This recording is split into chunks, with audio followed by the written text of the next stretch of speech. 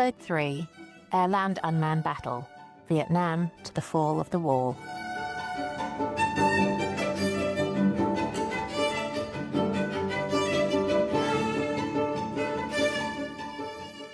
There's no way to capture the suffering and grief of our own nation from the most divisive conflict since our own Civil War.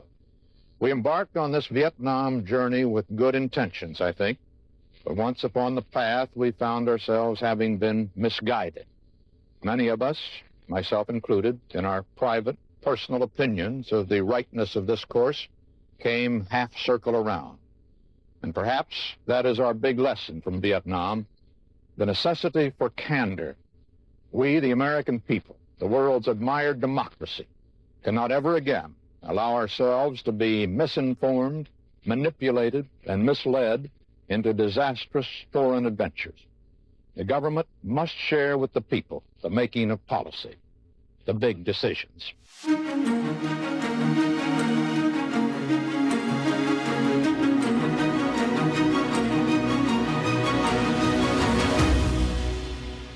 Welcome to The Hand Behind Unmanned, a podcast about how America fights war without human beings, told from the perspective of the human beings making those choices. I'm Jackie Schneider. And I'm Julia MacDonald. In this podcast, we take you inside weapons budget lines and behind classified program doors to understand not only what unmanned technology the US military bought, but why. For those of you who came for the technology, we hope you'll stay for the people, because this really is a story about remarkable humans, historical junctures, and our beliefs about the future of war and what that means for unmanned weapons we buy. Along the way in our unmanned journey, we'll learn valuable lessons about how technology shapes the winners and losers in war, how humans and technology interact at a time when the march of technological progress seems inevitable, how public funds get invested when it comes to warfare, and above all, the human hands at the heart of unmanned technology. In the last episode, we talked about military service identities and examined how the distinct cultures and interests of the Army, Air Force, and Navy affected the way each one thought about buying and using unmanned technology during the Cold War. In this episode, we're going to delve into the related roles of beliefs, a key factor in explaining how we got the unmanned force of today. Many individuals in the military services and other parts of the defense establishment brought specific beliefs about military technology to the table that often became more important than the details and characteristics of the technology itself. Today, I'm going to focus on one belief that emerged organically in the waning days of Vietnam and shaped a cadre of officers who went on to develop doctrine, plans, and campaigns for the Department of Defense over the following 30 years. This group of individuals brought to unmanned development a deep and ingrained belief that strategic success was tied not only to tactical success, but also to the military's ability to win wars without losing public approval. From this belief came a drive for unmanned technology to protect the US Armed Forces and mitigate the effect of public casualty aversion. Whereas previously unmanned systems, mines, large warhead missiles and bombs, and even kamikaze drones had been designed to create advantages in wars of attrition, these new systems were focused on avoiding, opting into, or getting stuck in those very wars. This would be a remarkably sticky trajectory for unmanned use, in which remotely piloted, large airframes would end up dominating the battlefield. First, what is this casualty aversion belief and how does it relate to military technology? In very simple terms, this is the view that US public support for war is sensitive to US casualties. That as casualties go up, public support for war goes down. In democracies where public support matters to elected officials, politicians pay attention to levels of support and will go to great lengths to protect US forces, including by supporting investment in military technologies that mitigate risk to US lives and also to innocent civilians. In essence, it is the belief that all things being equal, the public wants to avoid its soldiers dying on the battlefield, and that political leaders pay attention and make choices based on that public sentiment. Casualty aversion, or the desire to protect US forces from harm, wasn't new to Vietnam. Public opinion about casualties has influenced US decision-makers since the advent of the American military and can certainly be seen during the World Wars. This is Peter Feaver, Professor of Political Science and Public Policy at Duke University, and an expert in civil-military relations. It turns out that some myths emerged over the decades about the public's attitudes towards casualties. One of the myths was that if it's a good war, then the public doesn't care about casualties. And if it's a bad war, then the American public really cares a lot about casualties. It's a good war, World War II, bad war, Korea and Vietnam. And so Vietnam, we couldn't fight because Americans cared too much about casualties. In World War II, we didn't care about casualties because it was the good war. Actually, when you dig into the historical record more closely, you realize the public did care about casualties in World War II. Senior leaders, Roosevelt on down, very concerned about U.S. casualties in World War II. And indeed, on the 80th anniversary this year of the dropping of the atomic bomb on Hiroshima and Nagasaki, that was all about minimizing U.S. casualties, a way to end the war at lower cost to the United States. Despite this history, our story emphasizes the important role of Vietnam because of the impact that this experience in particular had on a group of very influential officers.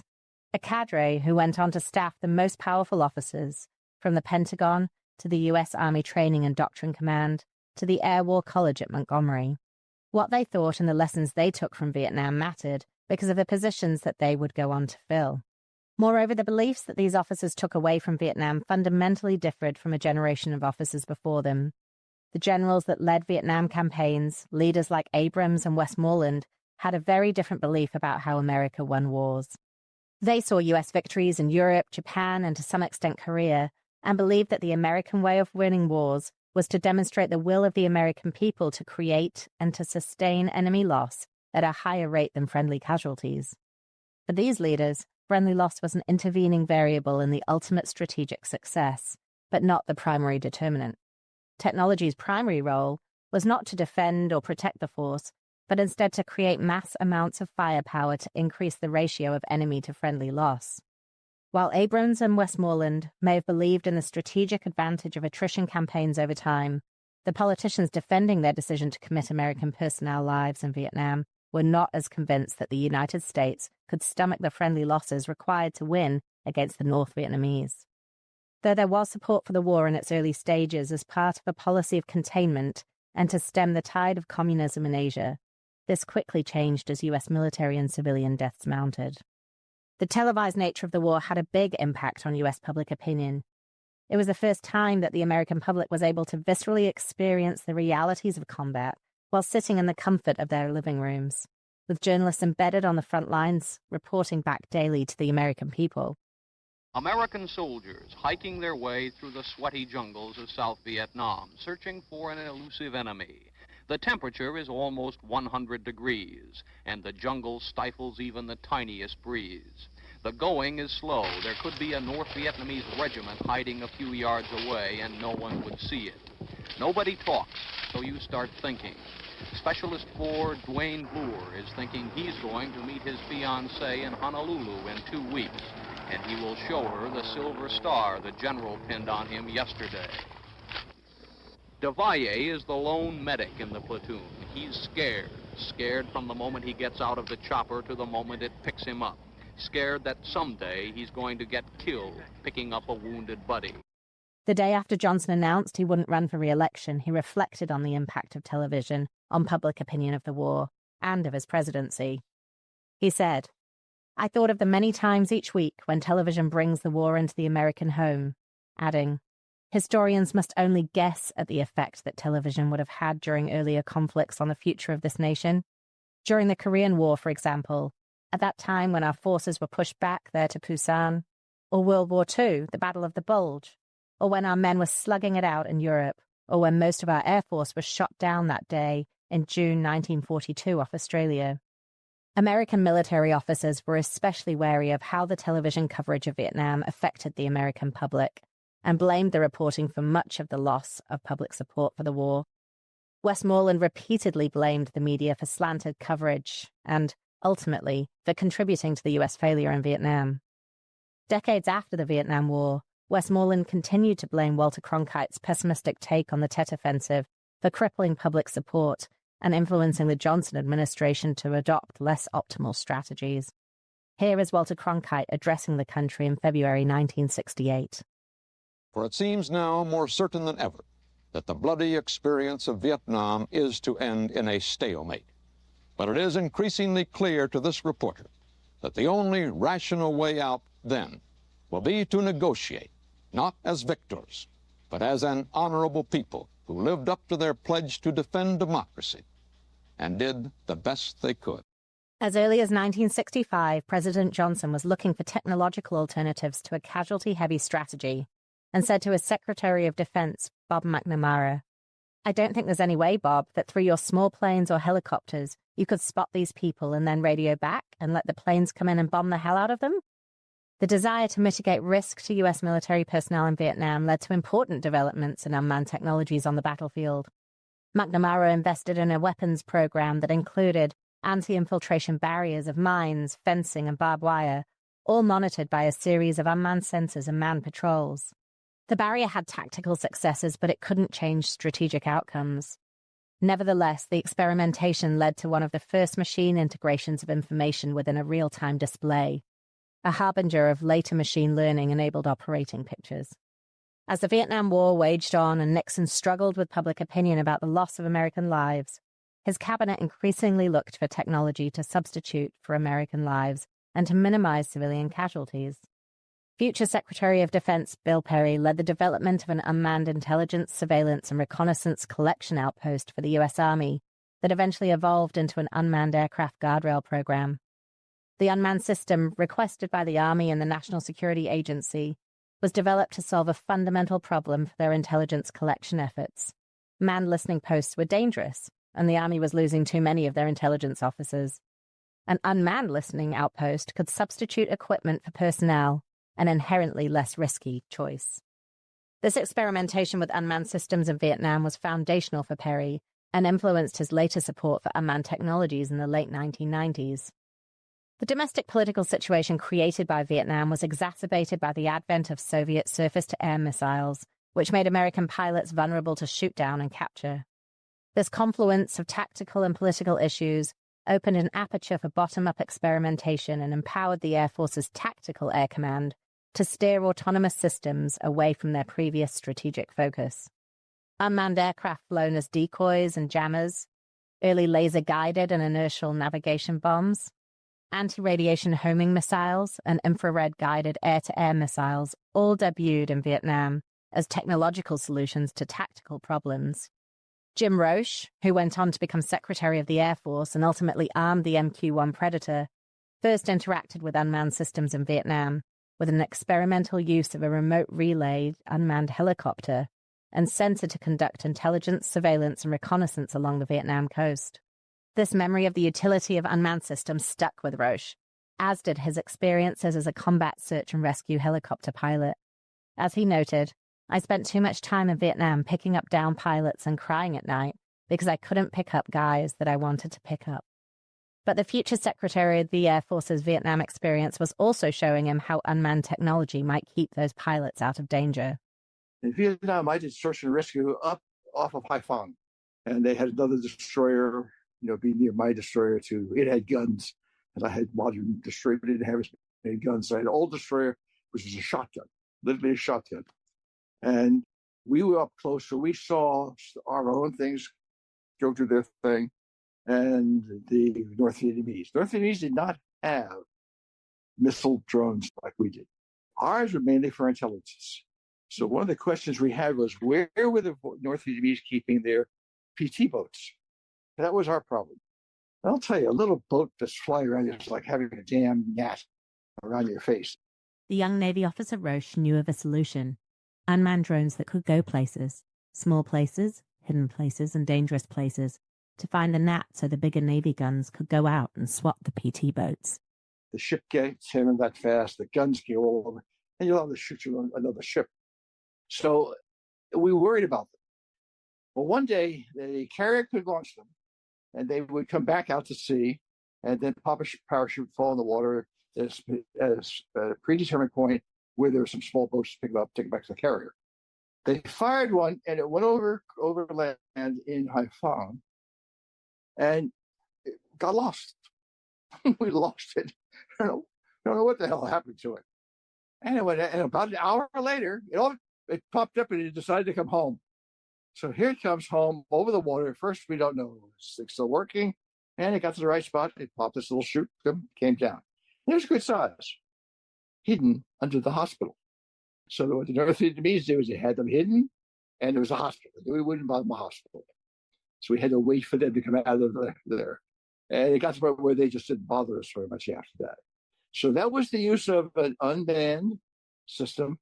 It was not remotely piloted. It was pre-programmed, and it had a flight, and it's just, we don't know where it went, but when on its own, it found some things we never could have found on our own. We would never have thought to look inside under the hospital to see if we could find big PC loads in it. So that always led me to say, okay, we can do things with these things. Vietnam provided an opportunity for early experimentation of precision-guided munitions. Tactical Air Command repurposed a radar bombing method called Sky Spot from Strategic Air Command to guide otherwise dumb bombs from B-52s in what was one of the early innovations in precision-guided munitions. The use of off-board and on-board radar sensors to guide bombs set the stage for more autonomous munitions with longer and smarter handoffs. The increasing effectiveness of the manned platforms that dropped the bombs meant that early guided munition innovations in Vietnam, including the Bullpup, Shrike, and Walleye bombs, were primarily naval.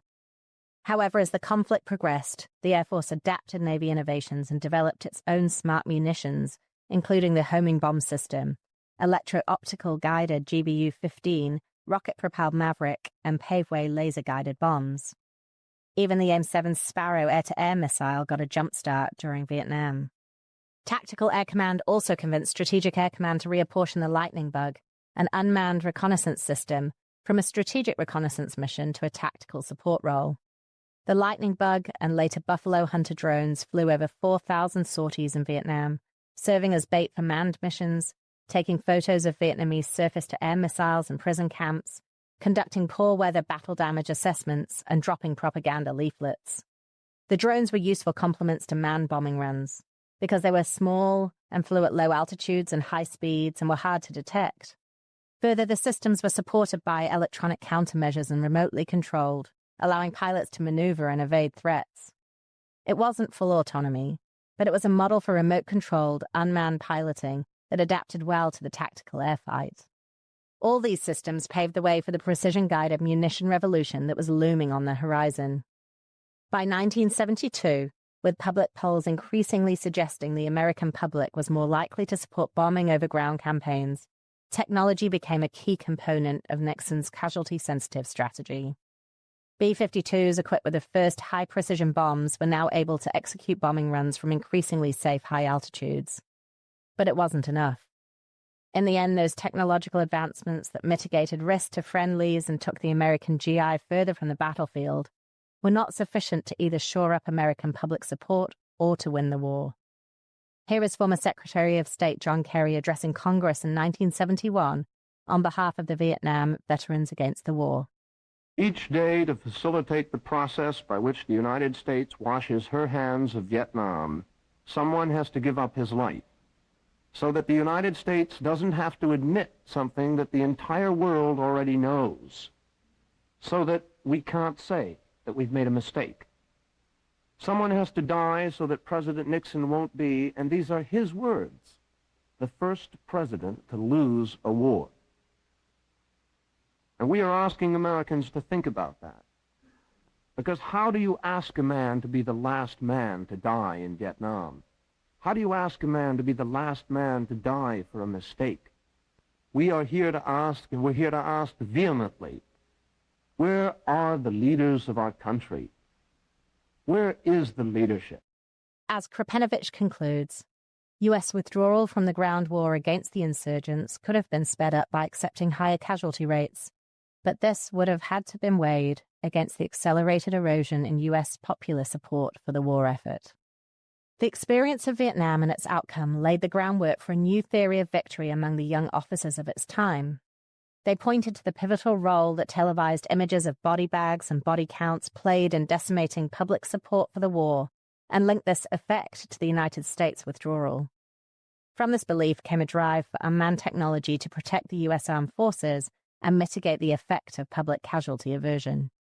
Ultimately, the lesson these officers took from Vietnam was that public sensitivity to loss leads American policymakers to choose technologies and operations that may insulate them from the political ramifications of body bags on the nightly news, but potentially at the cost of strategic success. These young officers, coming of age at the advent of the microprocessor and major computer advances, couldn't influence politicians, but they saw in technology an opportunity to substitute for human risk, potentially without sacrificing battlefield effectiveness. Their conclusion?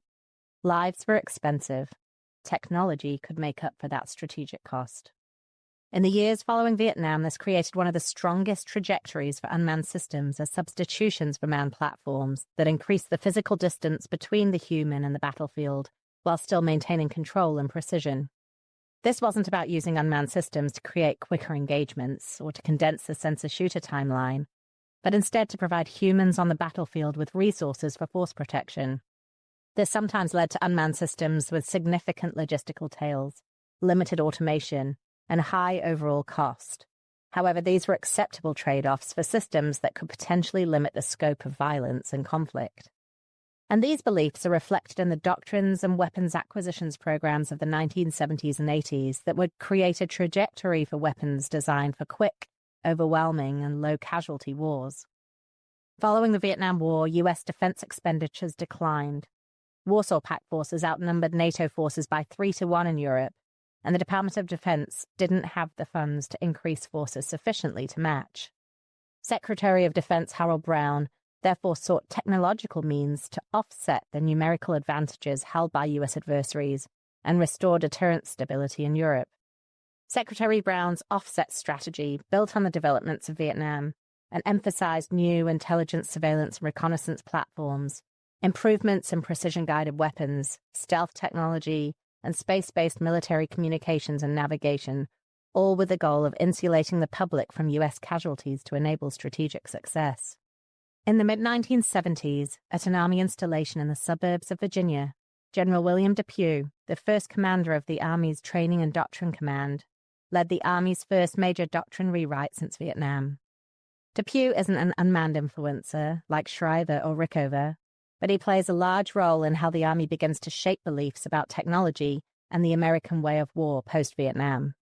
Depew had this massive, quick rise in the Army, but he was always a very conceptual thinker. That's Professor and Army Officer Ben Jensen that we first met in Episode 1. He wrote a book on the evolution of Army doctrine. He later was a division commander in Vietnam. He actually even was attached to the CIA to kind of quietly advise groups we were trying to get to overthrow the Chinese Communist Party in the 1950s. And really where he comes into the act here is he basically writes a memo, has a 3-star, to invent this thing called Training and Doctrine Command. Like, he basically does the ultimate staff officer ninjutsu. He writes a paper about the position he wants, he staffs it, and gets the position created. And the idea was, and again, he'd been a division commander in Vietnam, and he was always obsessed with tactical level details. He believed that if you trained 100 soldiers the right way, they could kick the crap out of any 500. So he believed that combat power and lethality emerged as a function of training and education, not just in terms of how many push-ups or pull-ups you can do or how slick you look with your hair back. And he was very adamant about this. And so I say that because Act 1 is this staff officer creating an entirely new 4-star command and using it as a forcing function to kind of pull the Army out of Vietnam, to pull the Army away from Vietnam in terms of a lot of the lapses of professionalism. People were really good warriors, but we forget that there were race riots, tensions, drug addiction, all sorts of complex kind of military and society issues in Vietnam that he had to grapple with. And 2, you have also this emergence of the professional force. So you're at this critical kind of social and political junction.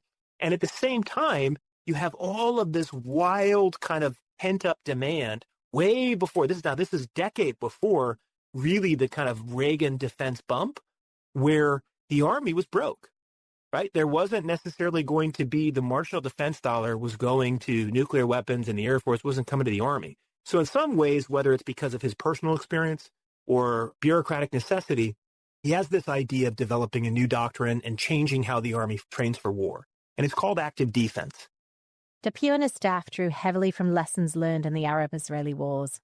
He watched the advent of long-range precision strike and anti-tank missiles and observed that what can be seen can be hit, and what can be hit can be killed. His team concluded that technology would create a large-scale advantage for those states able to harness the new technologies, but that the technologies would heavily advantage defense by imposing lethal costs on attackers. Active defense, as the doctrine was known, recognized the increasing importance of technology to warfare, but saw its main impact in creating firepower and lethality. This was not what the young officers from Vietnam wanted to hear. They were convinced that the only way to ensure public support was to design a doctrine that enabled short and overwhelming conflicts that mitigated loss of American lives. They saw technology not primarily as a means to create firepower and lethality, but instead as a way to enable high-maneuver, offensively dominated campaigns. Met with widespread unpopularity, the active defense doctrine lasted only one assignment cycle. Now enter AirLand battle, a new doctrine that took the beliefs from Vietnam and applied new technology to create campaigns that decreased casualties by striking first and winning quickly. Perhaps most important for our story, AirLand battle was the first real call for unmanned aerial vehicles within a surface-wide strategy, and crucially, it was accompanied by the largest acquisition program to occur before the end of the Cold War.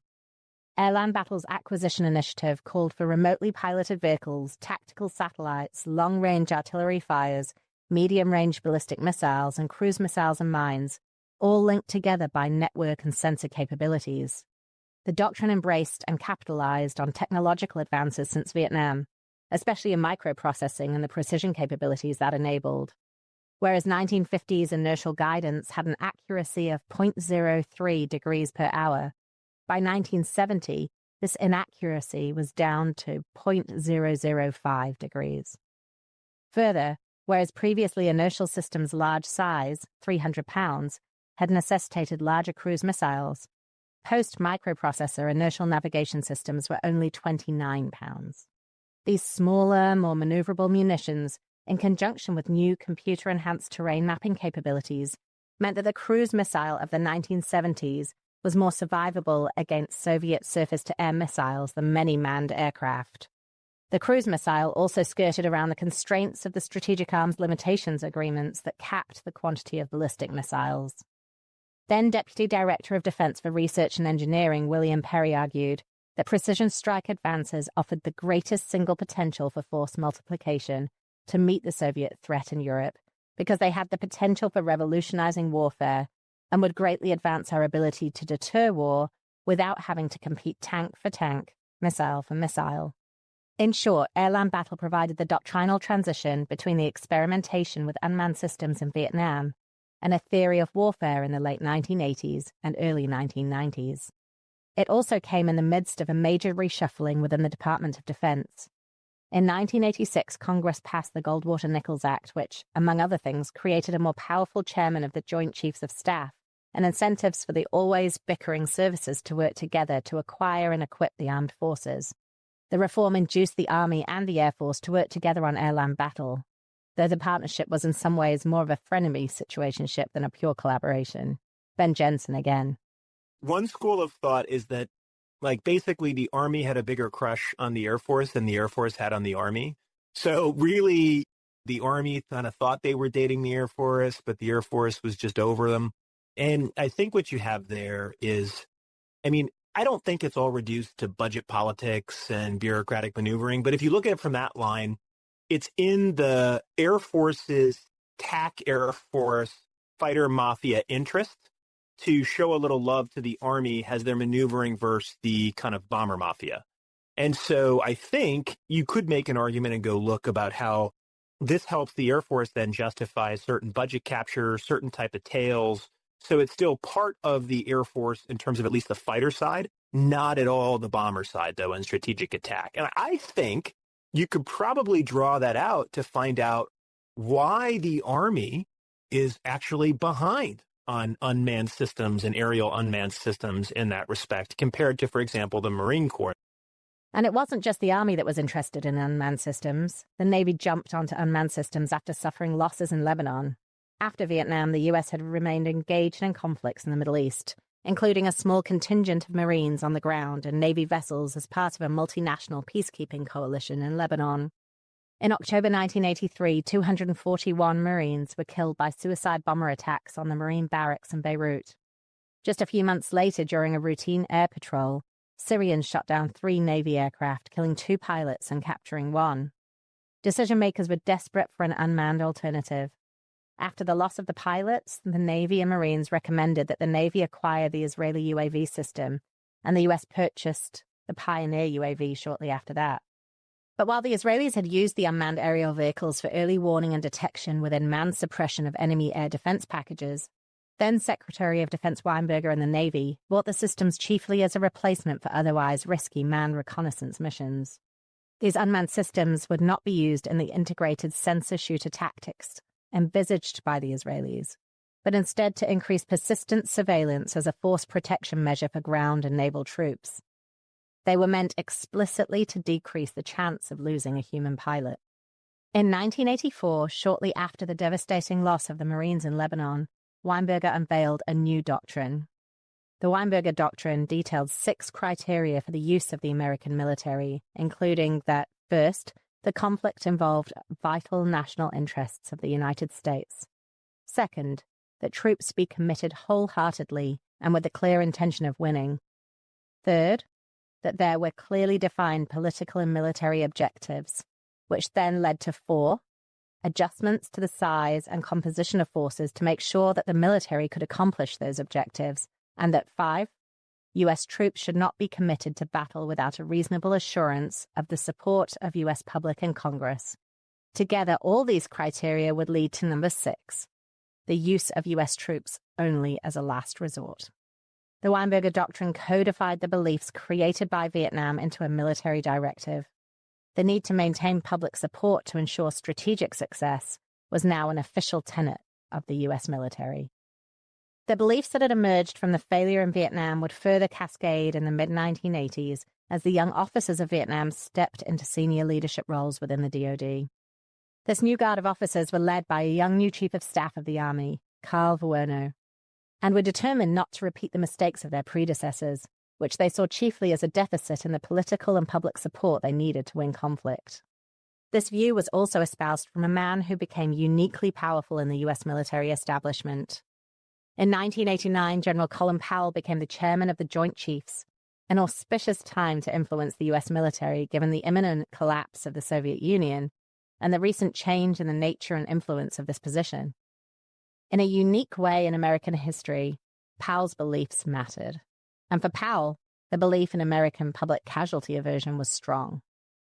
As he explained in his memoir, war should be the politics of last resort, and when we go to war, we should have a purpose that our people understand and support. We should mobilize the country's resources to fulfill that mission and then go in to win. In Vietnam, we had entered into a half-hearted half-war, with much of the nation opposed or indifferent, while a small fraction carried the burden. So that brings us to the end of this episode. We've covered a lot of ground from the early years of Vietnam through the 1970s and 80s up to the end of the Cold War. What we've seen is how a belief that emerges from first-hand experience on the battlefields of Vietnam, ultimately about the relationship between the US public and the wars that it sanctions, shapes the thinking, doctrine, and investments in unmanned technologies over subsequent decades. This belief guides investments in unmanned technologies that insulate military forces from risk by substituting unmanned for manned platforms that can be used by an operator and remotely. This isn't about speeding up decisions on the battlefield or reducing the temporal distance between sensor and shooter. It's about creating a physical distance and providing persistence and loiter capabilities so that decisions that decrease the chance of unnecessary loss of life, both friendly and civilian, are optimized. On preventing civilian casualties as well as providing force protection, Peter Fever adds, policymakers over the last 80 years have become more and more attuned to this and the need to reduce civilian casualties as well. And again, the contrast with the battles that were fought 80 years ago in 1945, the firebombing of Tokyo, the bombing of Hiroshima and Nagasaki, huge numbers of civilian casualties that were inflicted so as to save U.S. combat casualties. That trade-off, policymakers today, or up until the Trump administration at least, American policymakers said, we're not going to do that anymore. So we are going to reduce our own combat casualties and we're going to reduce their civilian casualties. And that's required much greater precision in fires and in targeting, and of course in force protection, our own force protection. In sum, unmanned technologies provide a technological solution to the constraints decision makers believe are imposed by the American public's casualty aversion. In the next episode, we're going to look at another important belief that has shaped debates around unmanned technology, the belief that just around the corner, there was a military revolution on the way. I'm Julia. And I'm Jackie. This is the Hand Behind Unmanned podcast. If you liked it, buy the book. It's by Oxford University Press and available on Amazon. Thanks for listening.